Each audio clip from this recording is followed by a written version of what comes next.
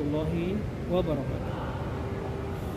Semoga semuanya dalam keadaan sehat raga, lapang amal, juga bening hati. Pernahkah ada di antara kita yang pergi memancing sebuah kolam yang begitu luas, dalam, dengan banyak ikan yang ada di dalamnya? Dan setelah sekian lama menunggu, ternyata tak satu pun ikan yang mau untuk memangsa umpan yang kita berikan. Dan kita pun pulang, selang berganti hari, selang berganti pekan, kita mencoba untuk memancing, kali ini di tempat atau di kolam yang berbeda. Dan setelah sekian lama menunggu, akhirnya ada 1-2 ekor ikan kecil-kecil yang memangsa umpan yang kita berikan. Satu sisi kita merasa senang, dan di sisi lain kita merasa kecewa, karena mungkin ikan yang kita peroleh tidak sebanyak yang kita inginkan, tidak sebesar yang kita harapkan. Bisa jadi kita mencintai sesuatu, bisa jadi kita mencintai sebuah keadaan, meskipun sebenarnya keadaan itu buruk bagi kita. Atau sebaliknya, bisa saja kita membenci sesuatu, membenci sebuah keadaan, padahal keadaan itu adalah baik bagi kita. Saat sebuah pintu tertutup, maka selalu ada pintu lain yang terbuka. Itu pula yang dialami oleh seorang Naufal Muhammad Faiz. Ambisinya, cita-citanya untuk bisa menekuni ilmu aeronautika ternyata harus kandas karena keterbatasan nilai yang dia miliki. Dan tidak berhenti sampai di situ. Setelah kemudian Kak Naufal, saya biasa menyebutnya dengan Mas Naufal. Setelah Mas Naufal kemudian menekuni dunia teknik mesin dan kemudian bisa berharap bergabung dengan pabrikan otomotif terkemuka asal Korea Selatan, lagi-lagi harus terkendala saat menjalani tes kesehatan. Namun kini meskipun tidak meraih kedua impian yang diharapkan, Mas Naufal tetap mendapatkan apa yang dia inginkan. Tidak jauh dari teknik mesin, kini telah menekuni dunia 3D printing dan juga dunia sales of marketing di salah satu pabrikan otomotif. Di Senum Talk Series edisi yang ke-10 ini kita hadirkan seorang Naufal Muhammad Faiz, alumnus Teknik Mesin Universitas Brawijaya. Pada kesempatan kali ini Mas Naufal akan berbicara tentang seluk-beluk mesin terutama, dan juga pengalamannya ketika magang di salah satu maskapai penerbangan. Dan yang terakhir adalah pesan Mas Naufal, harapan Mas Naufal tentang terutama mobil masa depan, mobil nasional. Semoga cerita ini bermanfaat dan pastikan selalu mendukung cerita-cerita berlimpah kebaikan dengan berikan like, comment, share atau subscribe di channel Al-Fatih Easy Iman. Semoga bermanfaat. See you next. Assalamualaikum warahmatullahi wabarakatuh. Teman-teman, sore ini kita ketemuan sama Mas Naufal. Mas Naufal siapa ya? Yang Pak Agus tahu sih alumnus teknik mesin. Betul. Assalamualaikum Mas Naufal. Waalaikumsalam. Ngobrolnya kita santai aja ya. Santai. Mudah-mudahan suara masuk ya. Iya Pak, insyaallah. Mungkin pertanyaan pertama buat Mas Naufal, teknik mesin Iya, kuliah di Brawijaya. Sebelum teknik mesin mungkin Malang dulu lagi. Oke. Pertama kali di Malang, rasanya gimana, jalannya kemana saja, situasinya seperti apa? Mungkin tentang Malang, makanannya juga boleh. Oke. Malang tuh sebenarnya gini Pak. Saya pertama kali ke Malang di tahun 2007. 2007, iya. Tapi itu kan pas masih kecil ya. Tapi di awal itu emang first impression saya sama Malang dingin sih Pak. Itu udah pasti nomor satu yang dirasain orang kalau misalkan nggak sampai di Malang. Terus yang pasti sebenarnya kental banget adat istiadat atau budaya Jawa Timuran yang istilahnya kalau saya pribadi seneng banget melihatnya, ngedengarnya gitu. Nah, dari 2007 itu sampai skip ke beberapa tahun, ke 2012, beberapa kali ke sana, dan akhirnya sampai 2016 tuh ya masih sama. Malang tetap dingin, ya walaupun lebih ramai karena banyak mahasiswa ya Pak sekarang. Tapi tetap dinginnya itu yang menurut saya yang ngangenin kali ya. Terus banyak makanan yang istilahnya bisa karena dinginnya itu yang menetralisir dinginnya. Akhirnya kita cari makanan-makanan yang paling populer sih di Malang sebenarnya kan bakwan Malang. Bakwan ya. Itu udah makanan wajib kalau ke sana, kalau misalkan enggak belum ke Malang lah istilahnya. Terus juga di sana itu banyak STMJ, Pak. STMJ. Susu telur, madu jahe. Oh iya.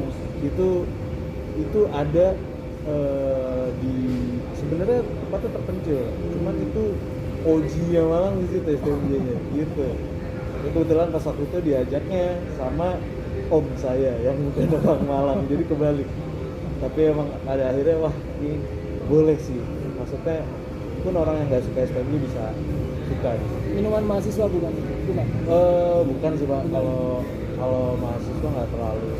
Untuk semua kalangan, tapi emang pada dasarnya orang di Malang suka sih Pak, suka cangkruk, suka ngopi gitu. Jadi emang misalkan kalau ada minuman A, saya STMJ ya ramai datang. Ada kopi banyak berjejer tuh di daerah Mojolangu namanya. Itu benar-benar satu deret semua tempat kopi Pak. Jadi memang budaya itunya yang sebenarnya mungkin bikin Malang berkesan banget kali. Kalau spot Malang, destinasinya yang direkomendasikan mana aja? Spot. Oke, jadi gini, sebenarnya kalau misalkan dibilang Malang tuh sama Batu sama tuh sebenarnya enggak. Dia beda kota, tapi memang untuk ke Batu itu harus lewat Malang. Gitu kan Pak istilahnya. Biasanya orang ke Batu stay di Malang. Jadi kebanyakan wisata memang ada yang di dalam kota Pak, tapi lebih banyak pasti ke Batu. Dan di Batu itu banyak banget yang bisa dikunjungin, kayak kalau theme park itu ada Jatim Park. Terus kalau museum angkut yang banyak banget koleksi mobilnya. Yeah. Sama ada para layang Pak namanya. Para layang itu sebenarnya buat para layang, tapi sekarang tuh bergeser. Jadi orang tengah malam gitu kadang kesana dingin-dinginan gitu. Itu juga jadi favorit sih di Malang. Itu mirip Kaliurang kan, kalau mau ke Kaliurang harus lewat Jogja. Mirip kayak gitu enggak? Saya malah cuman emang kalau di dalam kotanya sendiri ya yang udah banyak ada di media sosial gitu ya Pak. Ya kayak kampung warna-warni itu udah mulai banyak, terus juga alun-alunnya juga itu udah mulai jadi tempat wisata juga. Ada juga bus tingkat yang terbuka gitu Pak, jadi orang bisa keliling Malang langsung lihat. Nah itu juga ada. Memang kalau saya bilang sih, kalau menggambarkannya Malang itu gimana, Bandungnya Jawa Timur lah gitu. Jadi kalau Jawa Barat punya Bandung, Jawa Timur punya Malang. Ya, kalau Jawa Barat punya Jakarta, Jawa Timur punya Surabaya gitu. Iya. Tentang Malang itu ya teman-teman. Iya. Sekarang kan ke Malang tuh kuliah ya Mas Novel. Iya betul Pak. Ceritanya gimana? Kenapa bisa? Bukan kenapa maksudnya.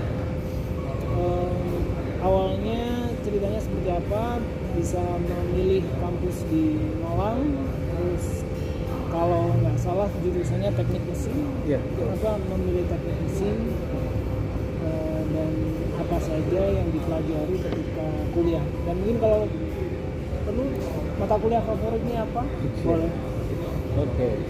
Jadi gini Pak, mungkin saya kenapa milih jurusan dulu kali. Iya. Jadi dari kecil memang udah sering nonton tayangan di National Geographic National Geographic. dan juga BBC Knowledge. Jadi di situ banyak tayangan yang ngupas tentang teknologi baru yang istilahnya gimana cara develop teknologinya, gimana researchnya gitu Pak. Sampai barang itu jadi dan digunakan oleh orang-orang. Nah dari situ saya udah mulai tertarik dan juga melihat yang utama sebenarnya melihat ini Pak, acara Air Crash Investigation. Ini agak nggak nyambung juga. Jadi Air Crash Investigation itu dia sebenarnya tayangan aviasi yang ngebahas tentang bagaimana sebuah kecelakaan pesawat itu terjadi gitu Pak. Di stasiun channel apa itu? Di National Geographic. Oh, National Geographic juga. Sekarang masih ada? Sekarang mungkin dia tayangannya ulang gitu Pak. Oh iya. Jadi kayak tayang udah tidak ada episode barunya, tapi episode lama masih ditayangkan. Nah dari situ dia akhirnya tertarik ke dunia penerbangan Pak. Mau jadi pilot dari orang tua nggak bisa ngasih izin. Oh iya. Karena satu dan lain hal mungkin juga nggak terlalu mungkin dirasa nggak cocok kali ya. Terus akhirnya ya adalah geser ke tadinya mau ke aeronautical engineering. Nah dan di Indonesia itu adanya di ITB kalau untuk yang perguruan tinggi negerinya. Iya. Kalau yang perguruan tinggi swastanya ada di ISD. Tapi saya pada saat itu kalau nggak ke ITB ya saya nggak akan mengambil aeronautics. Jadi udah seiring berjalannya waktu SMA ternyata nilainya nggak masuk Pak. Nggak masuk. Jadi mau nggak mau akhirnya menarik diri dan akhirnya yang nggak jauh-jauh ke mechanical engineering itu, ke mesinnya itu yang istilahnya pada dasarnya sebenarnya ilmunya lebih luas daripada aeronautical engineering. Maksudnya dalam hal karena mechanical itu dia melandasi berbagai bidang gitu, jadi makanya lebih luas Pak. Nah akhirnya saya milih teknik mesin. Dan kenapa milih UB? Karena memang saya pengen kuliah nyaman Pak, yang istilahnya yang kotanya dingin, yang feeling belajarnya tuh nggak terlalu berasa kerusuk. Kalau di kota-kota besar kan mungkin ini ya Pak, hektik banget gitu kayaknya kok di jalan aja macet segala macam. Di Malang ada macet juga, cuman lebih santai sih kalau di Malang. Makanya saya pilih itu karena pilihannya ada di Surabaya dan di UI di Jakarta, ITS dan UI. Jadi pertimbangan dua itu karena panas dan nilai nggak mencukupi juga, akhirnya saya pilih Malang. Dan alhamdulillah pas itu keterima Pak di jalur undangan. Alhamdulillah. Dan nah pas awal masuk teknik mesin itu sebenarnya saya yang ada di bayangan saya akan suka dengan bidang konstruksi, dimana konstruksi itu sebenarnya dia lebih ke bidang yang melihat rancangan gitu Pak. Jadi rancangan mesin bisa, pun rancangan bangunan juga bisa. Seperti itu. Jadi kayak melihat struktur, oh ternyata ini cukup bebannya pakai material ini segala macam.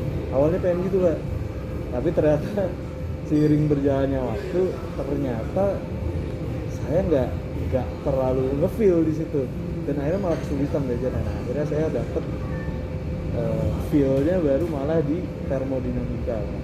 Itu ketemunya pas di SMA-nya atau pas di kuliah Pak? Pas di kuliah. Jadi last minute banget. Jadi sebenarnya ada penjurusan juga Pak di kampus saya, cuman memang bahasanya pakai bahasa konsentrasi, pengambilan konsentrasi. Nah di akhir saya mau pengambilan konsentrasi, wah kayaknya memang harus ngambil konsentrasi energi karena saya ngefeel banget nih sama termodinamika, sama pendingin panas, sama mekanika fluida gitu. Jadi akhirnya saya tertarik ke sana dan ya alhamdulillah di sana juga jadi asisten lab juga di motor bakar yang backgroundnya memang konversi energi. Jadi memang alhamdulillah bisa di itu akhirnya. Konsentrasinya tadi apa namanya? Aerodinamika. Yang pertama apa, yang kedua apa? Jadi ada 4 Pak kalau di mesin Brawijaya. Yang pertama ada konstruksi, terus yang kedua ada material dan metalurgi, terus ketiga ada produksi atau manufacturing, yang keempat baru konversi energi. Saya ngambil yang konversi karena memang ternyata menyenangkan belajar gitu. Dan pas ngambil ternyata memang pas gitu. Pas banget. Jadi saya senang aja gitu ngejalaninnya. Yang menarik ketika pas mempelajari konversi energi seperti apa? Apakah mata kuliahnya atau mungkin waktu itu pernah tadi dibilang asisten dosen atau mungkin pernah ada project sama teman-teman kampus mengerjakan project apa? Iya Pak, jadi dulu tuh saya nggak suka sama fisika yang berbau energi gitu. Karena memang nggak tahu energi kan kita kadang nggak, ya dulu mungkin SMA mikirnya nggak kelihatan ngapain dipelajarin kayak gitu Pak. Terus saya nggak pernah bisa belajar Pak konversi energi itu, tapi kok ternyata pas di kampus malah bisa nih gitu kan, malah lebih gampang menggambarkan oh ternyata ini energinya. Nah sebenarnya saya ambil yang itu kayak gitu kan.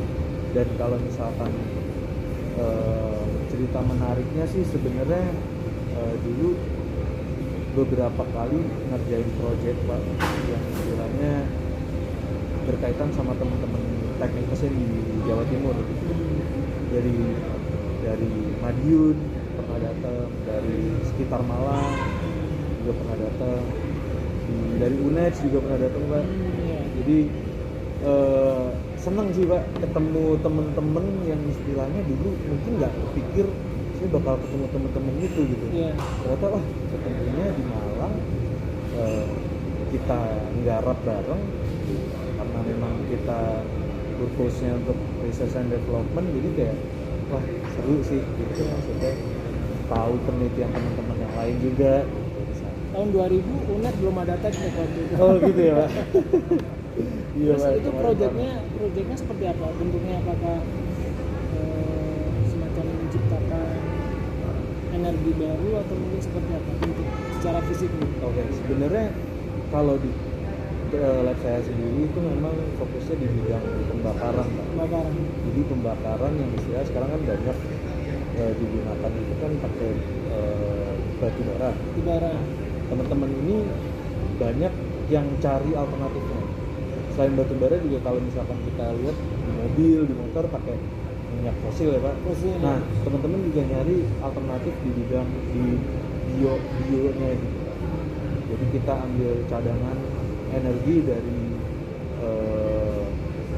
makhluk hidup yang istilahnya mungkin bisa didaur ulang, yang bisa gampang regenerasinya. Akhirnya kita modelnya dicampur Pak gitu. Jadi masih dalam tahap yang hybrid, karena kalau 100% pakai itu tuh kadang masih ada efek samping yang kadang kita nggak inginkan gitu Pak. Karena memang sistemnya atau mesinnya itu diciptakan untuk bahan bakar yang masih yang bahan bakar lamanya gitu.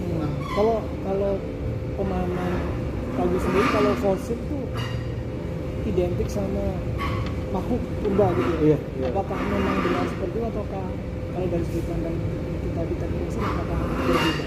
Fosil apakah seperti itu ataukah? Iya betul Pak. Jadi memang makhluk purba yang dulu itu terurai gitu Pak. Jadi istilahnya dia kan memiliki massa, dia memiliki ikatan atau energi yang istilahnya disimpan di dalam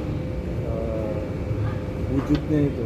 Nah dari situlah sebenarnya akhirnya mereka bisa beralih yang tadinya dari fosil itu akhirnya dia terurai, terdegradasi jadi minyak dan jadi gas juga Pak.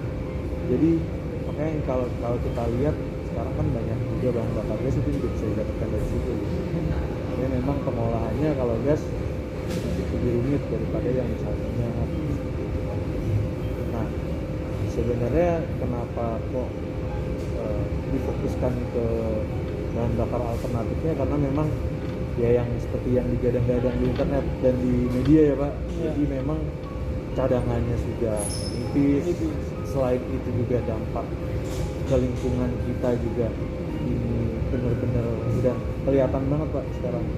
Nah makanya kita cari yang lebih ramah lingkungan dan juga lebih apa ya, lebih murah jatuhnya karena memang lebih mudah didapatkan. Kalau sebenarnya kalau untuk bahan bakar, ini bicara bahan bakar dulu. Iya. Sebenarnya selain tadi batu bara, kemudian fosil, ada apa namanya sumber daya yang lain nggak? Selain banyak banget. misalnya? Kalau di kampus saya kebetulan ada lab surya namanya Pak. Surya. Jadi dia memang pakai tenaga yang dari surya dikonversikan dari situ ke jadi listrik.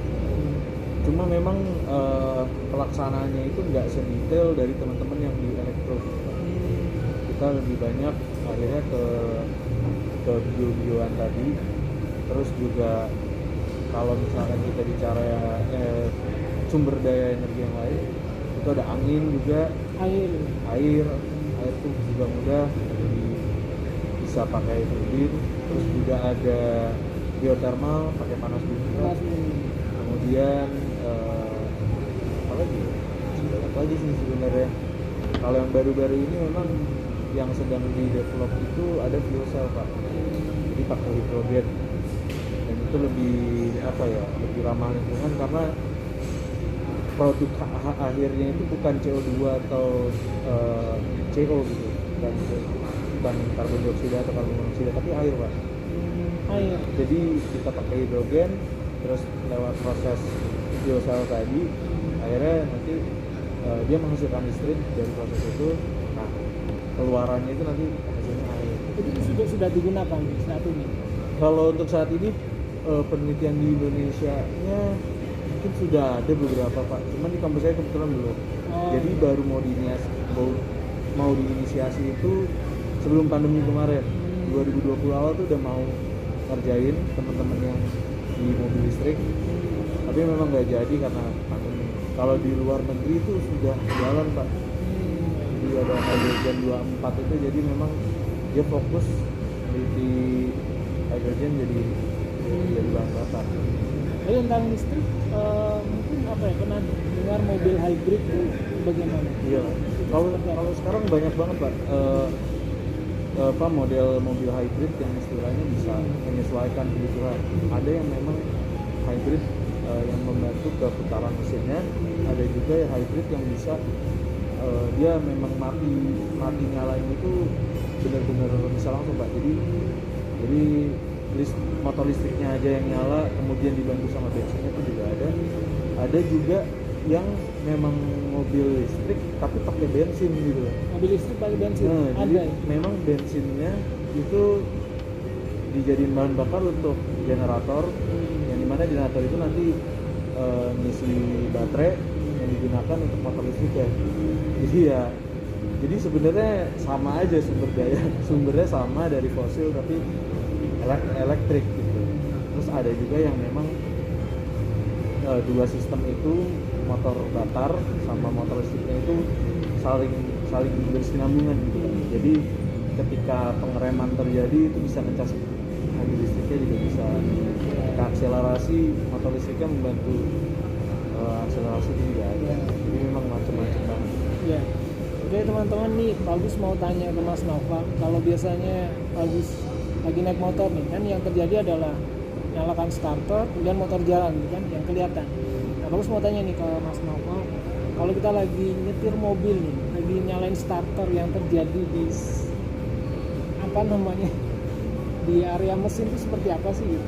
Mungkin pengen tahu juga gitu kan. Sama ini yang tahu ya udah pegang starter, pegang kemudi jalan, tapi nggak terjadi di bawah sana seperti apa sih? Iya. Udah Mas Nova. Oke Pak, jadi sebenarnya mekanismenya simpel banget Pak. Iya. Ketika dia mau menyalakan mesin itu ada 3 komponen utama yang harus terpenuhi. Di situ ada bahan bakar, ada udara, dan juga ada energi aktivasinya.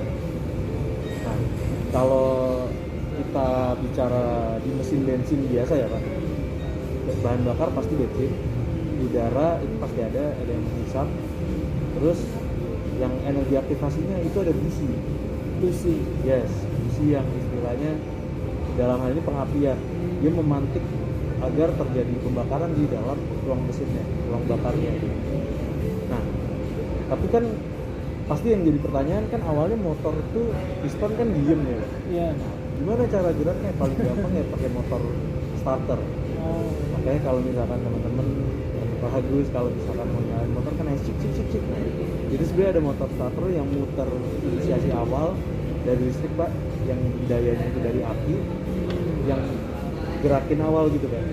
Nah, ketika si mesin ini sudah ada 3 tadi, bahan bakar ada, dan udara ada, pengapian udah aman, akhirnya ya mereka bisa bekerja sendiri.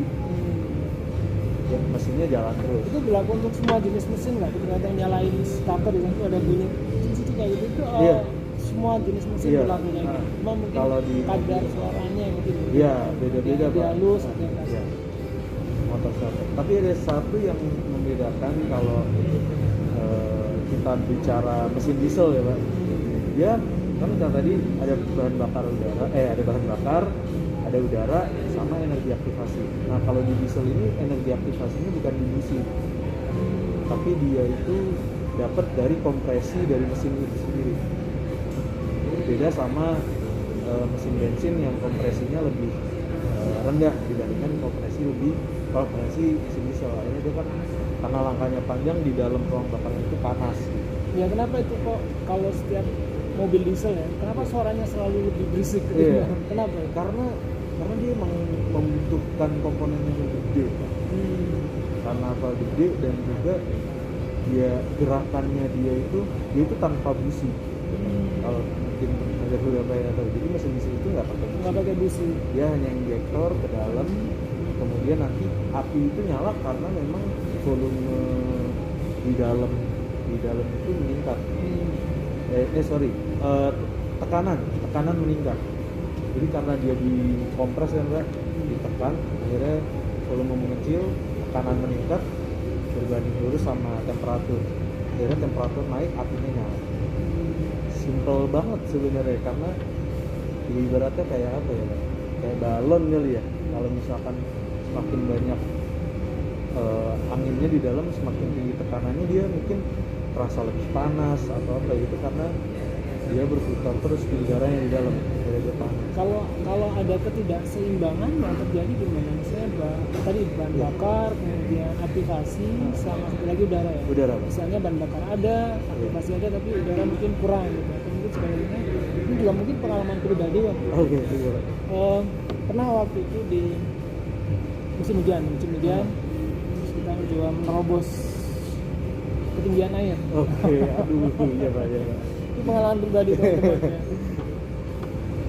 Airnya nggak begitu tinggi, mungkin seukuran 30 cm ya. Oke, Tapi iya. mungkin jaraknya lumayan panjang itu, sekitar mungkin 10 sampai 20 meter. Jadi menerobos ketinggian air sekitar 20-10 meter. Nah, tidak macet gitu, tidak macet, tapi ketika kemudian selang sehari kemudian pas mau dinyalakan, pas mau menekan apa namanya, istilahnya meloskan kunci tangan. Oke. Pas mau mundur, kunci tangan mau dilepas, itu yang terjadi kendaraan bukannya mundur, tapi naik. Oh gitu. Jadi teman-teman ini pengalaman ya. Ini nembus ketinggian air ya, 30 cm kira-kira kan. Kendaraan jalan menerobos ketinggian air sekitar 30 cm, jarak sekitar 10 sampai 20 meter. Udah macet enggak macet, aman sampai kemudian kendaraan berhenti. Pas selang 1 atau 2 hari kemudian, ketika kendaraan mau dinyalakan lagi, terus kemudian mau kendaraan dalam posisi stang aktif ya, kunci stang aktif, rem tangan aktif. Nah, ketika rem tangannya mau dinonaktifkan, harusnya kendaraan ini bergerak mundur, kendaraan justru bergerak naik ya. Aneh. Tanya ke ahlinya coba. Betul ya, itu Pernah nggak itu? banyak ininya sih, Pak. Banyak faktornya juga mungkin. Entah air itu ngisi ke bagian mobil di bagian mana gitu kan, bisa juga bagian remnya itu juga bisa isi kayak gitu kan.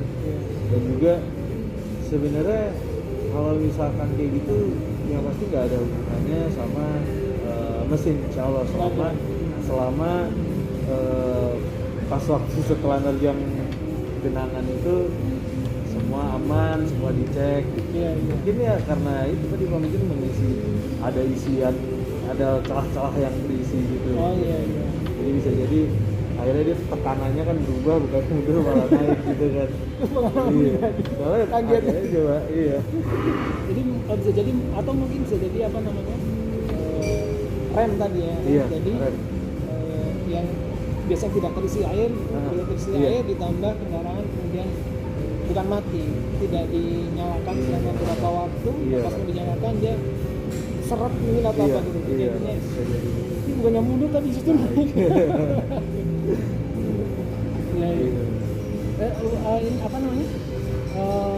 Kadang sempat lihat kabar atau mungkin baca berita mobil itu bisa meledak. Oke. Kenapa itu? Secara teknis seperti apa? Secara teknis sebenarnya banyak faktornya ya Pak.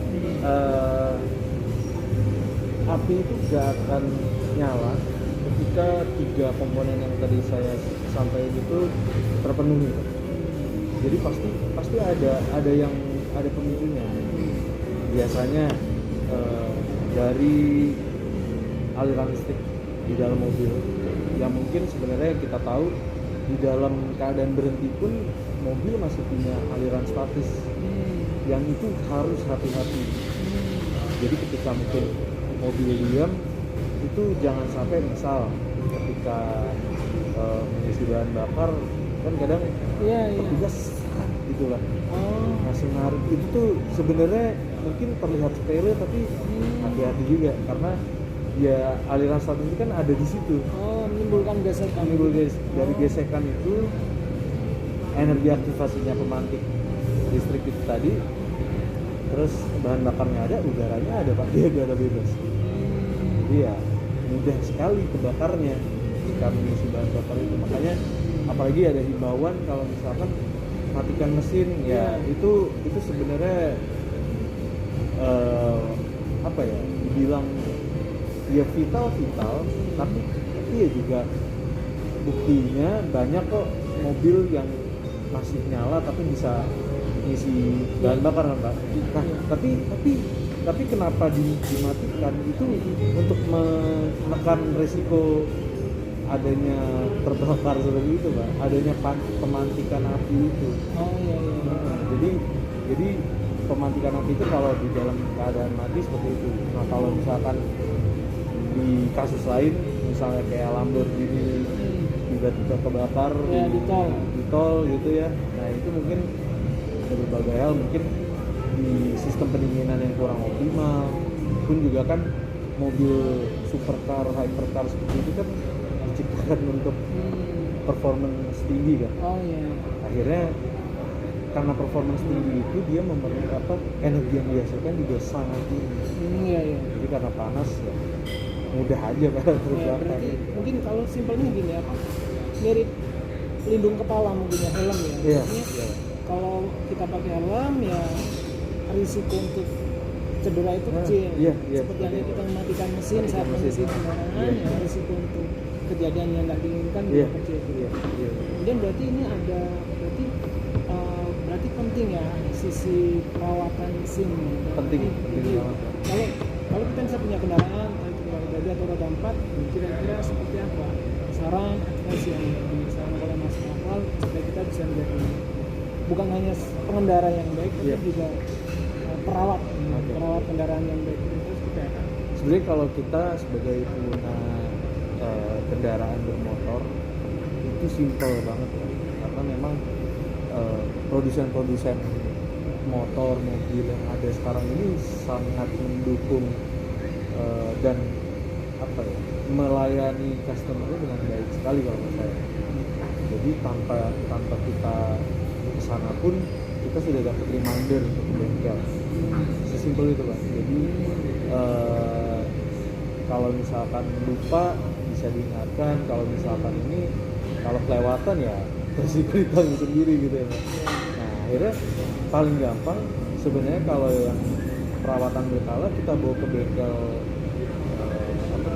bengkel resmi itu sudah dibikinkan paket yang lengkap dan menyesuaikan kondisi mobil dan motornya kan. Tapi kalau misalkan mau dirawat sendiri, ada yang bisa kita lakukan di rumah, ada juga yang mungkin kita nggak bisa lakukan. Itu sesuai dengan keterbatasan alat ya Pak, dan juga keterbatasan kemampuan dari diri kita sendiri. Jadi kalau misalkan masih ganti oli, bersihin filter udara, itu ganti filter itu masih sangat mudah dilakukan kayak gitu. Jadi mungkin bisa dilakukan. Tapi kalau misalkan kita sudah harus membersihkan uang bakar, kan ada karbon terak sisa itu Pak, menurut saya sih lebih baik kita menyerahkan ke teman-teman yang ada di bengkel yang istilahnya mereka sudah terpercaya, dan itu gampang banget, itu bukan hal yang susah. Mungkin dari diri kita meniatkan, oke, kita punya kendaraan, kita beli ini bisa, dipertanggungjawabkan, kita merawatnya gitu. Nah, sekarang mungkin bukan membandingkan tapi panduan ketika kita mau masuk ke bengkel nih. Ketika masuk ke bengkel resmi dan authorized gitu ya, bengkelnya ini, bengkelnya juga ini, sama ketika kita masuk ke bengkel yang mungkin bengkel umum ya. Kira-kira ada panduan guidance-nya seperti apa? Kalau pertama yang bengkel resmi itu yang seperti yang saya bilang tadi Pak, itu udah pasti lebih mudah karena mereka jaringannya ya luar biasa, database-nya sekali kita servis di situ juga sudah terrecord, terus juga pelayanannya ya masing-masing punya standar masing-masing gitu Pak. Itu jadi kalau bengkel resmi sih udah ini ya. Nah, cuma kalau misalkan bengkel yang biasa, kalau menurut saya lebih baik cari mekanik atau bengkel yang memang sudah biasa megang satu brand ya. Jadi misalnya ada beberapa bengkel spesialis yang istilahnya mungkin misal kita punya mobil Jepang ya Pak. Nah, mobil Jepang ini masih lebih mudah karena spare partnya banyak ditemukan di pasar. Mekaniknya juga mungkin lebih banyak ketemu karena pasarannya di mobil Jepang Indonesia luar biasa banyak Pak. Nah, itu lebih mudah. Tapi ya kalau dari diri kita mau lebih aman lagi, kita punya mobil brand A, ya kita ke spesialis bengkel brand A. Kalau bisa, mekaniknya pasti udah tahu. Setelah dari semua mobil di komponen-komponen mobilnya juga ya, kalau mau dioptimalkan kita dapat banyak pilihan Pak. Misalkan pergantian spare part A, ada beberapa opsi nih Pak, stoknya lebih banyak. Kita lebih leluasa. Nah, misalkan sama halnya juga misalnya dalam tanda kutip memelihara mobil Eropa gitu ya. Misal ada BMW, ada Mercy, ada Audi. Nah, lebih baik kita pilih bengkel yang memang balik lagi sudah biasa menghandle brand itu. Jadi otomatis linknya dia pasti lebih gampang mendapatkan spare partnya, dan juga lebih terpercaya karena tahu ini biasa megang Mercy nih. Jadi ibaratnya dia pasti lebih mudah. Ada spek atau mungkin karakter yang khusus nggak yang membedakan antara mobil pabrikan Jepang, Korea, sama mungkin Jerman, yang otomatis jauhnya seperti apa karakter mesinnya terutama? Kalau dari karakter mesin sih, kalau kita bicara daya tahan, karena memang Jepang ini negara Asia juga, jadi mungkin lebih menyesuaikan kondisi di Indonesia juga gitu. Karena memang pasarnya di Indonesia ini dia masuk ke Indonesia itu oleh importir yang official gitu kan. Ya ibaratnya kita nyebutnya ATPM gitu ya. Jadi dia importir yang memang sudah memegang brand itu, dia tahu kondisi di Indonesia seperti apa. Akhirnya mereka memang menyesuaikan pasar mobil A di Indonesia. Jadi iklimnya Indonesia seperti apa ya, kita kasih mesin ini yang sesuai dengan iklimnya. Bagusnya gitu sih Pak kalau Jepang. Kalau di kalau mobil Eropa memang mungkin ada di beberapa mobil dulu ya Pak, itu yang pasti ada permasalahan di pendinginan. Karena pertama kualitas udara di Indonesia dan di Eropa pasti beda, terus juga iklimnya juga pasti berbeda. Makanya pasti mobil Eropa yang dulu nggak disesuaikan di Indonesia akan lebih struggle gitu Pak di Indonesia. Berarti kalau misalnya kita mau nih mau membeli kendaraan, ya berarti selain tentunya masalah keuangan dan Iya. juga lokasi ya. Iya. Kita tinggal di mana nih? Kalau Iya. tinggal di iklim tropis kayak di Indonesia, ya mungkin mobil-mobil yang tadi direkomendasikan mungkin pas. Tapi kalau kita beli dalam hal ini kita tinggalnya di sebuah tempat yang musim dinginnya lebih ini mungkin berarti kita harus artinya sebuah mobil bagus di satu tempat belum tentu bagus di tempat yang gitu. Iya Pak, karena memang ada variabel-variabel yang nggak bisa kita samakan dengan yang ada di Eropa. Cuman bukan berarti ketika kita punya mobil Eropa yang nggak sesuai dengan iklim kita, istilahnya dalam tanda kutip bunuh diri nih gitu, nggak juga. Karena memang banyak kok yang bisa diakalin. Jadi ibaratnya dari yang udah ada spek Eropa ya bisa disesuaikan. Mungkin di area pendinginannya jadi menggunakan cairan pendinginan yang dengan spek tertentu biar sesuai dengan iklim kita juga bisa.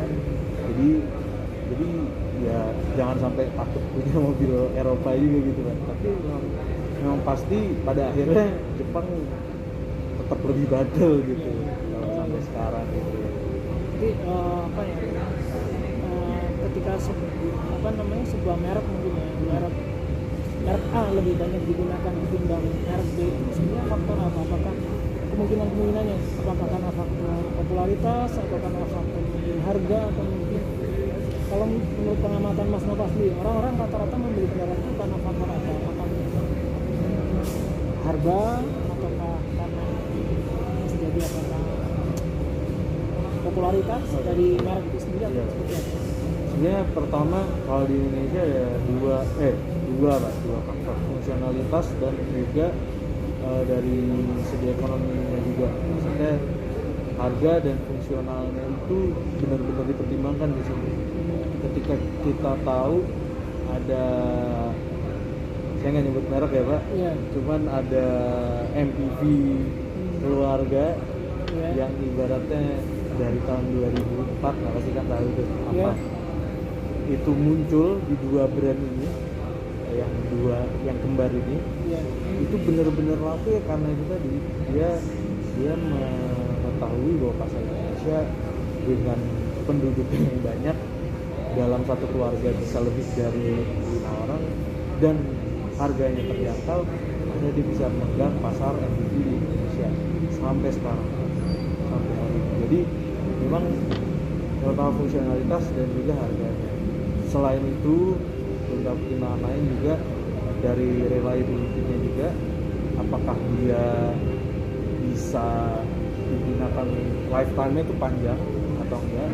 Karena memang kan Indonesia karena tropis ini ya dalam tanda kutip cukup ekstrim gitu ya. Jadi harus reliable dan juga itu tadi pada akhirnya kalau misalkan fungsional ada, reliable ada tapi harganya nggak cocok lah ya sudah susah juga.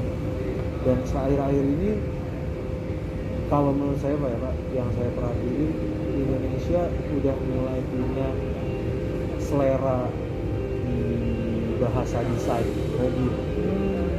Kalau saya perhatiin karena pada akhirnya ada beberapa brand yang mengeluarkan mobil dengan bahasa desain yang cukup ekstrim, tapi orang itu suka banget. Jadi tiba-tiba lampunya sipit, kayak agak tipis gitu, bempernya tiba-tiba lekukannya tajam-tajam. Nah, di Indonesia kecenderungannya sekarang udah mulai ke situ. Jadi apa ya istilahnya? Mungkin kayak karena terlihat futuristis dan lebih mahal kali ya. Jadi orang Indonesia pada suka banget. Jadi tambah satu ya, fungsi, harga, performa. Ya performance tampilan luar ya. Karena akhirnya keren nih gitu kan. Orang pasti ngeliat. Kalau boleh tahu mobil favorit Mas Novel apa sih? Oke, mobil favorit Dan ya. kenapa gitu? Mobil favorit. Bener nggak yang buatan Jerman gitu? Mobil favorit tuh sebenarnya kalau misalkan ini engineer ya Pak? Iya iya. Nggak sebut Banyak merek nggak? banget, banyak Atau banyak? banget Pak. Yang paling the Yang most. paling. Saya nggak sebut merek tapi sebut tipe ya Pak. Ya tipe boleh. Seri C-Class 63 AMG. Bisa lah. Definitely one of Bahkan bagus lah ya. best. Emang apa Pak? Tebak aja. Emang tebakannya Pak? Iya iya. Yang pasti nggak ada seri itu di kategorinya. Kenapa suka itu? Pertama mobil sedan. Saya suka sedan sih. Mobil sedan tuh lincah, rigid.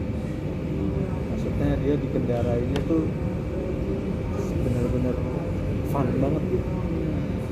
Terus kedua, ya ini saya belum pernah nyoba mobilnya Pak, mohon maaf sebelumnya ya penonton juga. Tapi Siapa tahu setelah ini jadi dapat ya mobilnya. iya amin. Tapi saya masih gak habis pikir sama gimana produk ini, tuner ini mengeluarkan mesin yang dirakit satu mesin satu orang.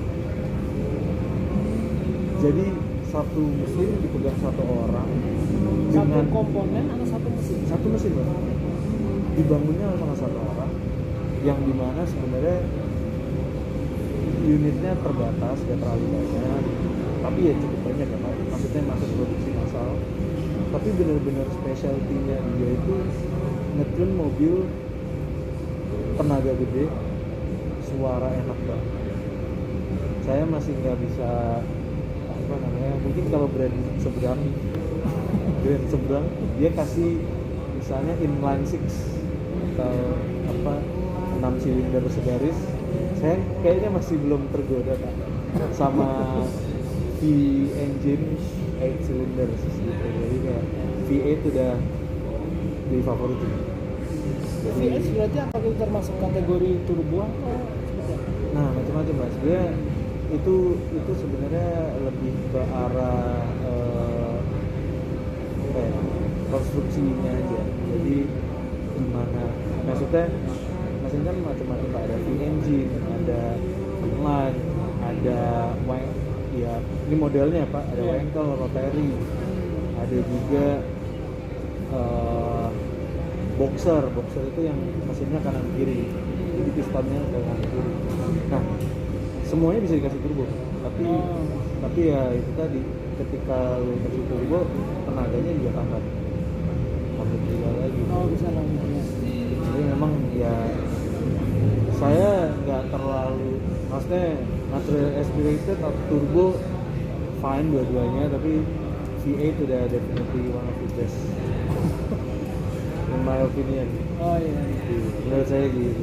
Jadi sekarang tadi kan kita ngomongin mobil-mobil luar gitu ya. Iya betul Pak.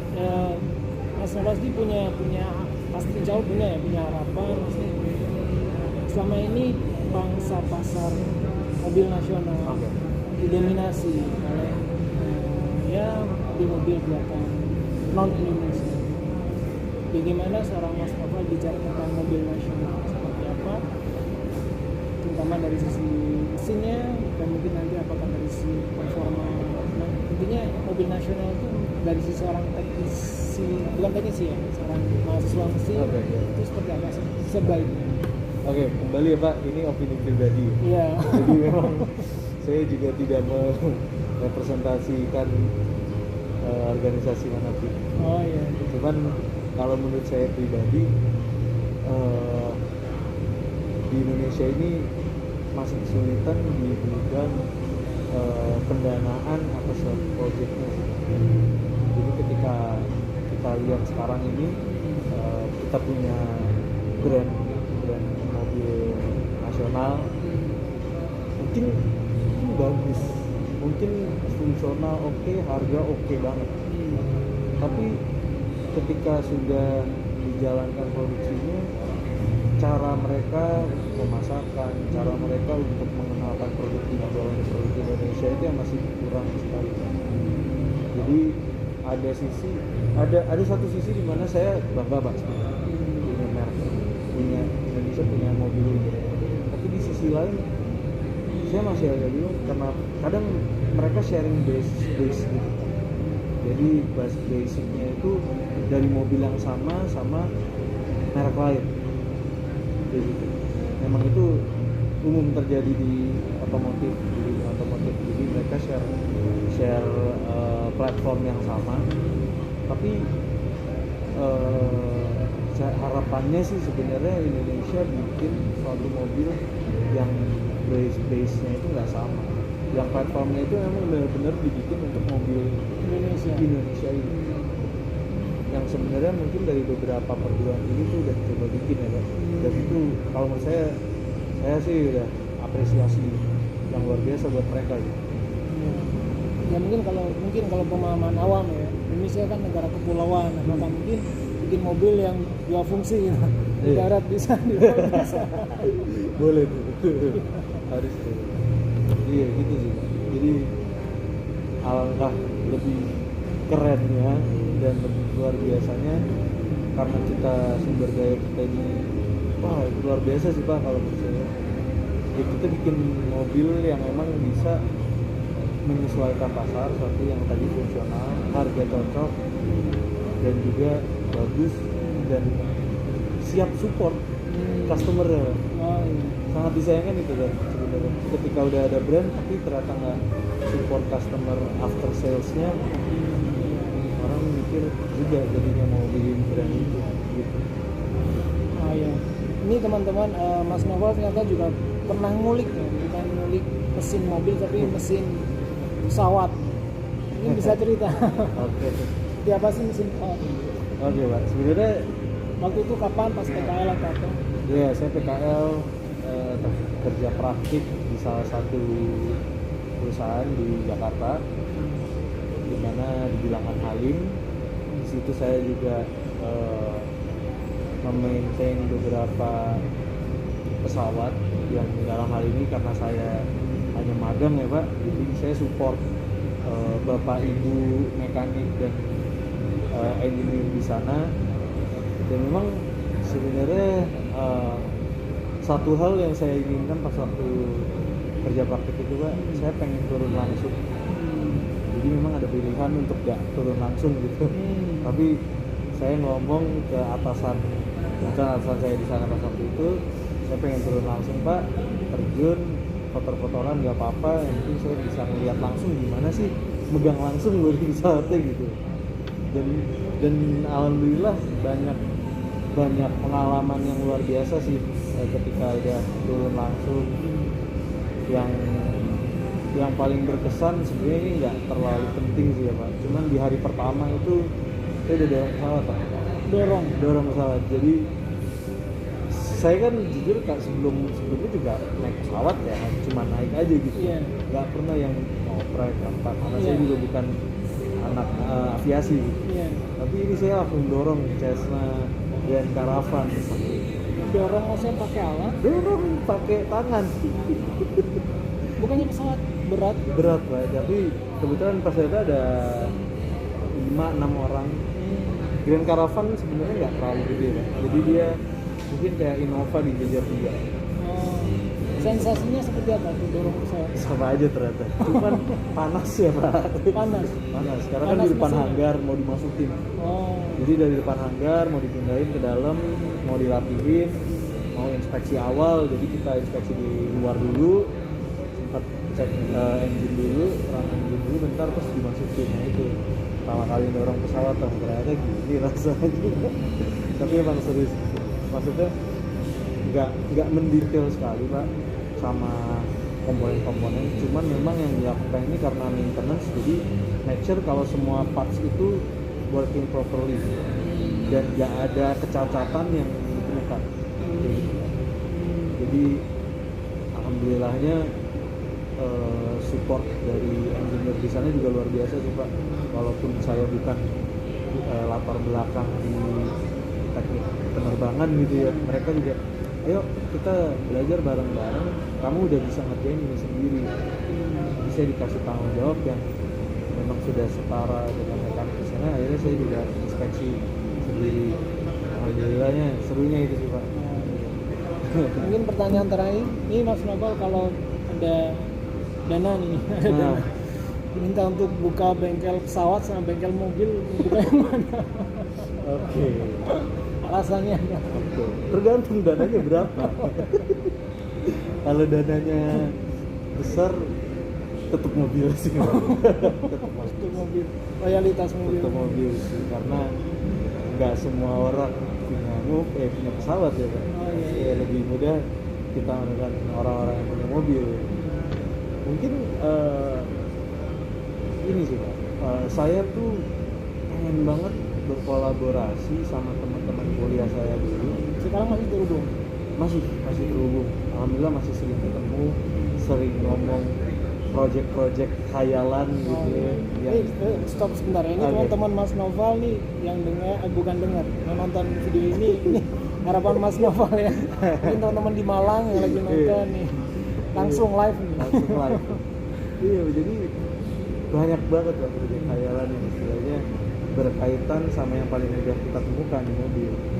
Pesawat mungkin jadi apa ya? Jadi engineer flight engineer, aviation engineer gitu, obsesi masa kecil. Sekarang udah bergeser sih alhamdulillah. Maksudnya mungkin diarahkan ke yang lebih mudah, yang lebih bisa menyesuaikan kondisi saya juga. Keseharian gitu. Keseharian, jadi ya mungkin bengkel mobil sih Pak. Ya mungkin siapa tahu nanti beberapa tahun ke depan mobil-mobil di luar sana yang pakai bahan bakar fosil bisa masuk ke bengkel saya ganti motor listrik. Bener sih. Itu intinya ternyata. Ya, jadi kita banyak banget yang pengen dikerjain, tapi ya itu dia Pak. Insya Allah ya kita belajar dulu di beberapa dunia persilatan. Jadi karena faktor passion dan yang kedua mungkin faktor bisnis juga ya. Iya, faktor bisnis pasti harus ada. Oh ya, ini bagus dapat informasi terakhir nih, ternyata Mas Novel juga lagi mencoba untuk menekuni 3D printing. Seperti apa sih? Iya. Percetakan 3 dimensi. Seperti apa Mas? Iya. Jadi dulu itu mungkin kalau orang yang belum pernah melihat, gimana sih kok bisa suatu benda itu terbentuk dalam dimensi yang sesuai, yang sangat presisi gitu. Jadi sebenarnya pada dasarnya itu simple banget. Jadi kenapa dia bisa terbentuk? Karena dia dibentuk dari layer-layer, lapisan bawah sampai atas. Jadi misalkan kita contoh ada botol di sini. Nah, kalau misalkan mau dibikin 3D printingnya ya paling gampang dia layer dari bawah. Berlapis Layer 1 ya, layer 2, layer 3, layer 4 sampai ke atas, yang akhirnya nanti dia jadi bentuk suatu benda kayak gitu. Jadi memang karena kata lainnya 3D printing itu additive manufacturing, jadi sesuai katanya additive, jadi kita menambah, memberikan massa pada si benda kerja itu, bukan yang seperti ada di manufacturing yang besar ya Pak. Itu kan dia memang mengurangi masanya gitu. Misal kita mau buat baut dari bentuk logam segini dikecilin jadi segini, kan dia mengurangi massa, merusak lah istilahnya, merusak dijadikan satu bentuk. Tapi kalau additive manufacturing ini enggak, dia tadinya nggak ada apa-apa, ada desain langsung dibikin dicetak, dan itu nggak segampang kayak yang ada di pikiran saya awalnya sih. Ternyata luar biasa juga, kompleks. Yang dibutuhkan apa saja untuk bisa cetak dalam bentuk 3 dimensi perlengkapannya? Kalau dari perlengkapan yang sangat umum ya Pak, itu memang pakai 3D printernya. Itu banyak komponen dan parts-partsnya, tapi memang nggak terlalu ribet. Sama satu lagi bahannya itu sendiri yang kita mau gunakan seperti apa. Jadi memang bahannya berbagai macam, ada yang plastik, ada yang aluminium, ada kayak gitu. Jadi memang menyesuaikan dengan kebutuhan, karena memang 3D printing ini peruntukannya bukan untuk mass production atau itu produksi massal, tapi memang lebih ke prototyping. Iya Pak. Jadi atau kebutuhan dimensi-dimensi yang cukup rumit gitu. Jadi daripada kita bikin suatu alat yang agak susah memproduksi dimensi rumit itu, nah dicetak aja jadi lebih mudah dan costnya lebih rendah. Oh, jadi dari prototipe ke massal tetap bisa juga nanti? Bisa Pak. Cuma kalau 3D ini sifatnya arahnya lebih ke prototype. Ke prototyping. Jadi karena kan lebih gampang ya Pak. Misal kita menyesuaikan, misalnya ada velg, mau bikin velg misalnya, oke dibikin dulu mock-up-nya dari 3D printing kecil-kecil gitu. Itu berfungsi sekali sih Pak. Ya, kita juga bisa analisis, berbagai macam analisis. Kalau pernah melakukan itu, yang pernah Mas Nova lakukan untuk 3D printing, pernah bikin apa? Kemarin kan saya lagi nekunin sim racing juga Pak. Simulator racing. Jadi balapan tapi di komputer gitu, di dunia online. Nah saya coba untuk mendekati pengalaman menyetir yang seperti realnya gimana gitu Pak. Akhirnya saya bikin replika dari brand favorit saya tadi. Itu saya bikin replika setir. Dan itu kebetulan ada beberapa parts yang saya gunakan pakai 3D printing itu. Jadi 3D printed parts-nya itu bisa digunakan buat cover, buat shifter gear shift-nya gitu. Itu berarti nanti lebih ditujukan build for manufacturing tadi untuk perusahaan yang lebih keras itu berarti?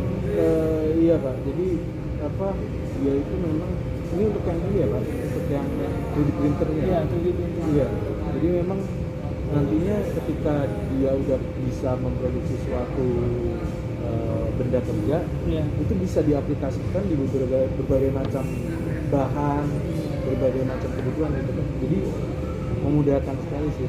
Jadi lebih tepatnya lagi bikin portofolio ya. Iya. Ketika nanti mau masuk brand yang tadi, sini masuk langsung. Mau posisi apa? Manajer atau mungkin? Amin. Calon cukup ya, Mas Nova. Terima kasih banyak obrolan sore hari ini. Dari sebelum matahari terbenam sampai sekarang matahari terbenam. Mudah-mudahan Mas Noval sehat, teman-teman juga sehat. Terima kasih sudah menyimak. Pastikan selalu stay tune di channel Fatih Ziman. See you next. Assalamualaikum warahmatullahi wabarakatuh. Waalaikumsalam.